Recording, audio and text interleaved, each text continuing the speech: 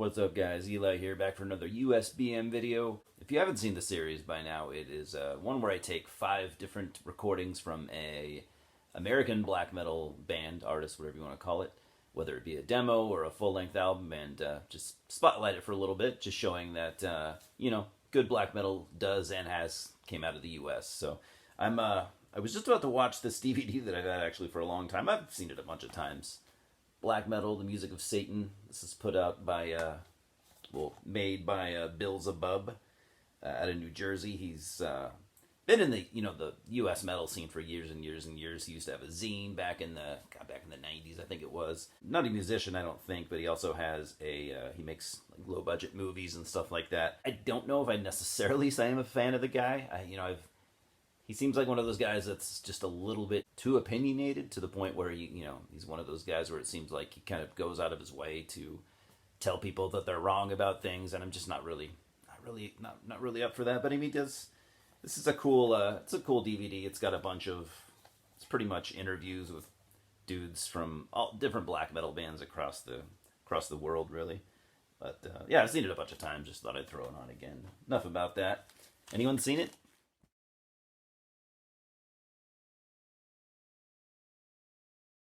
Number 56, we've got Equinox with The Immortal Kind.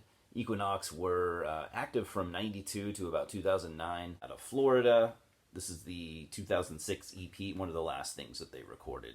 So in this band, you had guys from, I don't know if anyone is into Druid Lord, kind of a doom death band. I think they're on Hell's Headbanger Records. There were 3 guys in this band that are in Druid Lord now. You got like Tony Black, Pete Slate, and Steve Spillers. Tony Black and Pete Slate were also in Acheron, so that's a pretty cool fun fact. Equinox are easily one of the most underrated bands of all time. I mean, they are just fucking awesome. This is more of I definitely would call it a black death metal. There are hints of thrash in there. It's very old school sounding. I would say anyone into bands such as Mystifier, and even like shit, if you like stuff like Deicide, early Cradle of Filth, if you like any of that stuff, I think you can get into Equinox. It's just so good. So, the songs are so well written. The musicians are great. There's shreddy guitar solos. There's black metal elements, death metal elements, thrash metal riffs here and there. Lots of keyboards giving you that kind of cool occult vibe that I usually associate with Mystifier. I mean, so underrated. They have two or 3 full-length albums as well. Man, I just don't know why you don't hear from these guys more, or you don't hear more talk about them. Just masterful. One of the best bands playing black death metal ever. Really, so fucking underrated.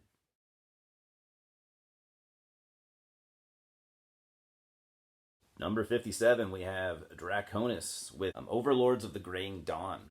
Came out in 98. This is their debut full-length. Draconis were active from 95 to 2016 out of California. They had members from bands like Coffin Texts, Stormbringer, another cool U.S. black metal band that you don't hear about a lot. And then you had a guy named Mike Party who he was in the band as well. Interesting story with him is he was in bands like Ritual and even Zasthor for a little bit. He kind of commandeered Ritual. He was in Ritual and he just kind of like took over the band for a while and became the only guy. Put out a pretty cool album, Soldiers Under Satan's Command. Doesn't really sound like the early Ritual stuff, but for what it is, actually pretty good. Thrashy black metal. But anyways, we're here to talk about Draconis. I have this cool promo copy sent to me by Richard Wolf, watcher of my channel. Thank you again, Richard. I actually have wanted this album for a long time. So Draconis were kind of like the U.S. answer to Dissection. If you like stuff like Dissection and Dark Funeral, they played the melodic black metal, very, very Sweden sounding, I would say. Really, really good. I mean, I can see why, I don't know, maybe in 98, I can see why they didn't go farther. I don't know. But to me, when I listen to the album, I just think it's great. I love Dissection. I love that melodic Swedish black metal, and they do it really, really fucking well. The songs are written very well. They're pretty good musicians. It's a very good album. They took a break from I think from 2000 to 2010. They came back and put out another full-length album. I think that was like, all right, let's try again. And I don't think they stuck around for too long. So sad band that just never broke through the, kind of unknown territory. Though I do know a lot of people that like Draconis. I mean, they're not nobodies. You know, they have a fan base definitely, but they just couldn't crack. You know, they just couldn't advance. I guess I don't know. I always thought they were pretty underrated, though, if I'm being honest.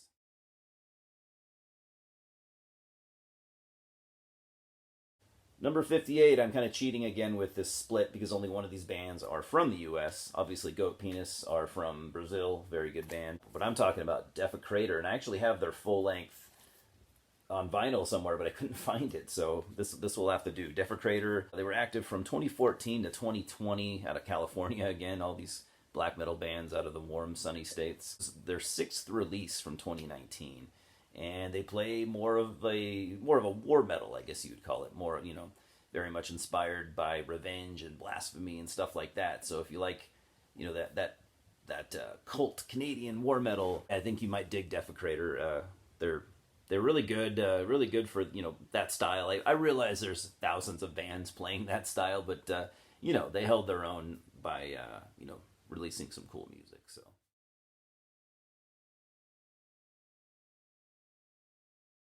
number 59, semi cheating again. This is a split between Leviathan and a band called Crawl. Now I've already talked about Leviathan the very first video when I did the live stream. I already talked about them, so I wasn't going to bring them up again. Him up again, I should say. But I'm here to talk about Crawl. I also have a full length by Crawl on CD, but I couldn't fucking find it, so this will have to do. So Crawl, it's just one guy. I actually don't know when he formed Crawl. Sorry, he's a young dude. I really didn't know much about Crawl until a couple of years ago when he actually toured and played live right here in my town. It's just one dude, like I said, he looks really young, maybe early, or maybe at the oldest, he's probably mid-20s. Just one guy. It was crazy, playing drums, doing vocals. I think it was only drums and vocals and maybe some pre-recorded bass tracks. Correct me if I'm wrong. I don't think there's any guitar in Crawl, but to describe the music, you could call it depressive black metal with elements of like funeral doom, and it just comes across as a very nasty dungeon basement sounding, tortured black metal. So if you like the raw, just tortured sounding, depressing sounding black metal stuff, I think you definitely should look into Crawl. And if you can ever see him live, really, really fucking good. He wears like a bunch of armor and chainmail and stuff and just puts on a killer show. So, bit of an underrated band. I was looking at his Bandcamp earlier. I don't think he has any merch currently. It looks like it's all sold out. But if you want to get some, maybe find him a different way. Maybe find him on Facebook or Instagram or something like that. Because when I saw him live, he had a strong merch game for being just one guy. He had a lot of merch. He had like numerous t-shirt designs. He had CDs, he had tapes, he had vinyl, patches. I was really impressed. Like, this kid really invested his money, back into the band. And I couldn't imagine him not having any merch left. So go beyond Bandcamp, I think, if you want to get some stuff from him.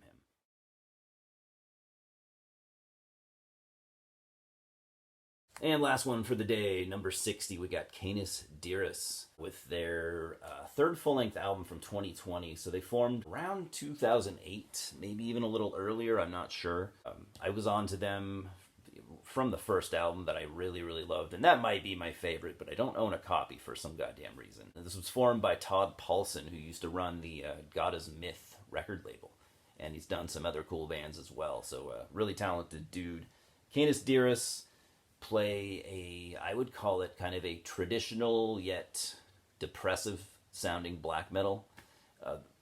What drew me in were the vocals. It's kind of Burzum-esque, at least on their first two albums. And I like that kind of raw, Burzum-esque, simplistic black metal, but kind of wall of sound, guitar riffing. But the vocals were just very, very tortured. That, akin to Burzum probably, or even some other stuff like Silencer. And I really like those kinds of super, super tortured sounding, black metal howls that only certain people can do. And yeah, and this guy really has it. Like I said, I've heard all three albums. I do like the first, the most. That's the one I gravitate towards. But this, Independence to the Beast, I mean, this is a really, really good album. This is Canis Diris kind of broadening their horizons a little bit. I would say, although I like the first album more, this one has way more variety. I think they were going for songs that stand apart, stand on their own a little bit better than most bands in the genre. No two songs really sound exactly the same. They're structured differently. The songs stand apart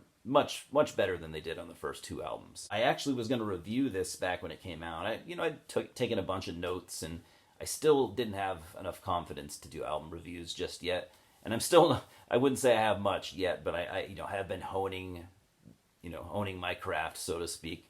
I really do want to do more album reviews, but album reviews are one of those things where it's like, if I can't do it well, I'm not going to do it at all. But my confidence is raising a little bit more to where I think I feel a little more ready to do it. So maybe I'll dig up those notes and finally finish the review, because I did put some time into it. So that's going to be the last thing I'm showing today. Canis Dearest with Independence to the Beast. Hope you guys are all doing well. Let's see. I think I have a little bit of news. I finally did my first video in the series that I've mentioned it a few times on here. It's a series where I have doubles of a certain DVD horror movie that I like. I will take that and send it out to somebody so they can watch it, and then we can both, I wouldn't say review it, but both just kind of have a discussion about the movie. Finally did my first episode just last night, actually, with Scott Wilcox, who is a longtime watcher of my channel, and that was a lot of fun. We talked about the French horror movie from 2007, Frontiers, or Frontier S, not sure what you want to call it. Simply just because I had it in my collection. I do like it. Found a used copy out in the wild for like $1, so I snagged it, sent it to Scott. He watched it a few times, and yeah, I think it turned out pretty good. I'm not super great about talking about movies, so there's going to be some awkward pauses from me from time to time, but I think maybe I'll get better at it. But it's a series that I've wanted to do for a while, and I'm glad that I finally started. I have a few more scheduled that you'll probably see in the next couple of weeks or month or whatever. I just think it's a really cool idea. It's my way of basically, I love, seeing movies and CDs and stuff out in the wild that I already have. I love picking them up and sending them to friends and stuff. So I already do that, but now it's like, hey, I can actually make something. I can actually make a series out of that. And I think it's a good idea personally, and I really enjoyed it last night. So I can't wait to do more of them. I know I don't, not all you guys are into horror, but I do. It is something that I'm super passionate about, and something I want to talk about more. So hopefully I can maybe attract some people from the more horror movie side of things, and get some views and stuff. So anyways, guys, I hope you have a good week. It's Sunday right now. I probably won't upload this for a couple of days, but as always, I appreciate you stopping by, and we'll talk soon. Cheers. Louis says hello. He's always in the background somewhere, but yeah, thanks guys.